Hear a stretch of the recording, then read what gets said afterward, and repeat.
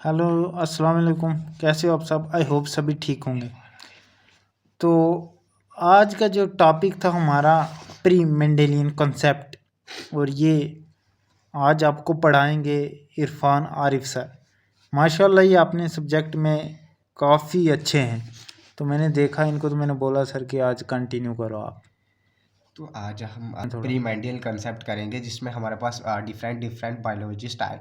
तो उन्होंने जो जो थ्योरी थी उसको आपके साथ शेयर करेंगे। जैसे हमारे पास प्री मेंडियल का मतलब ये होता है, प्री का मतलब होता है मतलब बिफोर, मतलब जो मेंडल के पहले जितने भी बायोलॉजिस्ट आए उन्होंने जो जो थ्योरी दी वो आज हम आपके साथ शेयर करेंगे। जैसे हमारे पास वेपर फ्लूइड थ्योरी थी, ये प्रपोज की थी पाइथागोरस साइंटिस्ट थे जो हमारे पास 500 BC में इन्होंने अपनी थ्योरी को प्रपोज किया। उन्होंने ये कहा, it state that moist vapour descend from the main brain nerves and other parts of the male during coitus and form this similar part are formed in the uterus of female forming the embryo।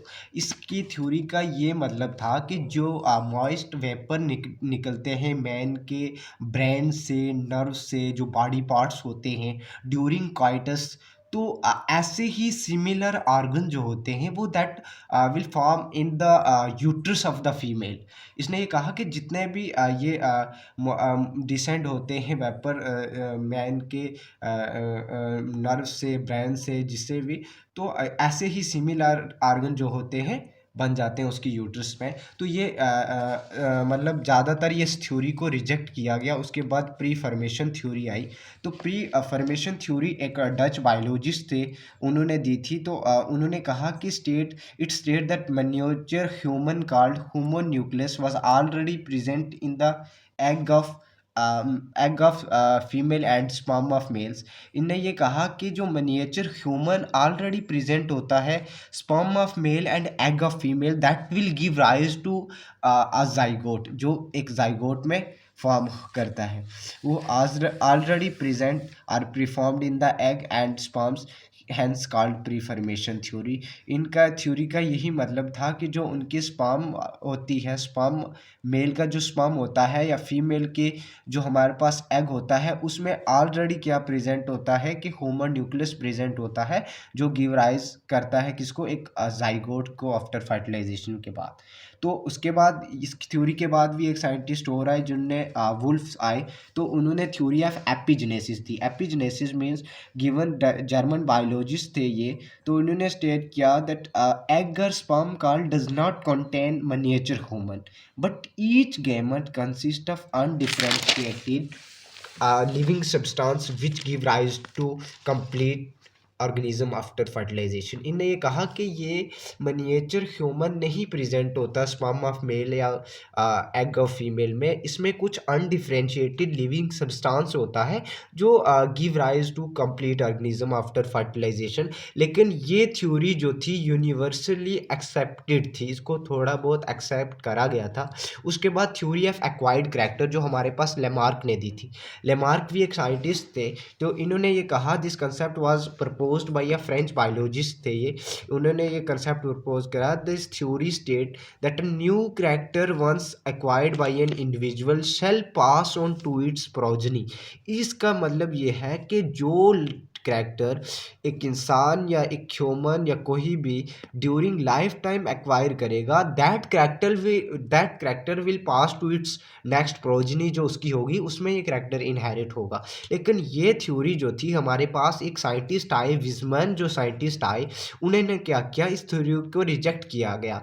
उन्होंने क्या किया, एक चूहे को लिया और चूहे की दुम को काट दिया, और दुम को काटा, और उसके बाद चूहे को मतलब 7 जनरेशन तक उसके क्या किया कि दुम को काटते रहे। और जब उनने देखा कि दुम तो चूहे की कटी हुई थी, लेकिन जब उसने रिप्रोड्यूस किया तो जो नई प्रोजनी उसकी पैदा हुई उसके दुम थी, तो इन्होंने क्या कहा कि ये थ्योरी भी जो थी इसको रिजेक्ट कर दिया गया। उसके बाद हमारे पास थ्योरी ऑफ पेंजेंस आते हैं जो हमारे पास डार्विन ने दी थी, जो चार्ल्स डार्विन जो नेचुरल बायोलॉजिस्ट थे, तो इन्होंने कहा कि very small exact, it state that very small exact but invisible copy of each each body organ and component called gammules are transported by the blood of sperm and sex organs.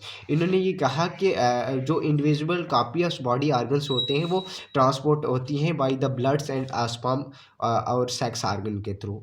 उसके बाद हमारे पास origin of species की theory आई, जो हमारे पास ये भी Darwin ने दी थी। इंग्लिश नेचुरलिस्ट थे ये चार्ल्स डार्विन साहब। तो इन्होंने ये किया, member of a given species born with more favorable characters to deal with their environment would be mostly likely to survive to pass on their trait to next generation। ये कहता है कि origin of species की theory ये कहती है कि जो स्पीशीज़ होते हैं वो अपने इन्वायरमेंट के साथ डील करते हैं और अकॉर्डिंग टू इन्वायरमेंट एक नेक्स्ट प्रोजेनी को क्या करते हैं कि उसको पैदा करते हैं। तो उसके बाद हमारे पास इस प्लाज्म थ्योरी है, जर्म प्लाज्म थ्योरी, जो हमारे पास विजमैन साइंटिस्ट थे इन्होंने दी थी। तो इन्होंने क्या किया, एक जर्मन बायोलॉजिस्ट थे, तो अगस्ट विजमैन इनका पूरा नाम था। इनने ये कहा, it state that 2 types of tissue in the body of an individual, germ plasm, somatoplasm. इन्हें कहा कि 2 टाइप के टिश्यू जो होते हैं एक इंडिविजुअल की बॉडी में प्रेजेंट होते हैं, one is germ plasm and another is somatoplasm. Variation in germ plasm heritable while variation in somatoplasm is not inheritable. इसका मतलब ये होता है कि जो वेरिएशन आएगी हमारे पास जर्म प्लाज्म मीन्स कि डीएनए या आरएनए में जो भी चेंजेस आएगी that changes will inherit to its next progeny. लेकिन जो स्मैटोप्लाज्म में हमारे पास जो हेयर में जैसे एक्वायर्ड कैरेक्टर, जैसे हमारे पास लेमार्क ने कहा था कि जैसे किसी का एक्सीडेंट हो जाता है तो किसी की बाजू या किसी की टांग कट जाती है, तो अगर उसका जो प्रोजनी होगी उसकी भी टांग नहीं होगी या उसकी भी लात नहीं, ये बाजू नहीं होगा। तो इन्होंने ये कहा कि जो स्मैटोप्लाज्म में जो चेंज होगी वो चेंज इनहेरिट नहीं होगी, वाइल जो जर्म प्लाज्म में चेंज होगी वो इनहेरिट होगी। तो यही हमारे पास आज कुछ प्री फॉर्मेशन थ्योरी या प्री मेंडेलियन कॉन्सेप्ट जितने भी थे 4-5 थ्योरी जो आपके साथ डिस्कस करी आपके साथ। तो होप आपको अच्छा लगा होगा और आपको समझ आई होगी। Thank you. और आज के बाद इंशाल्लाह इस चैनल पे अरबाज भाई के चैनल पे ये वीडियो आती रहेंगी बायोलॉजी के और जल्दी इसमें हम केमिस्ट्री का भी ला रहे हैं, केमिस्ट्री सब्जेक्ट की भी इसमें इंशाल्लाह वीडियो आ जाएंगी, इसमें फ़िज़िक्स भी आ जाएगी और 11th-12th स्टैंडर्ड की वीडियो इंशाल्लाह इस चैनल पे पोस्ट होगी। तो आप प्यार दिखाइए इस चैनल पे और सब्सक्राइब करिए ज़्यादा से ज़्यादा।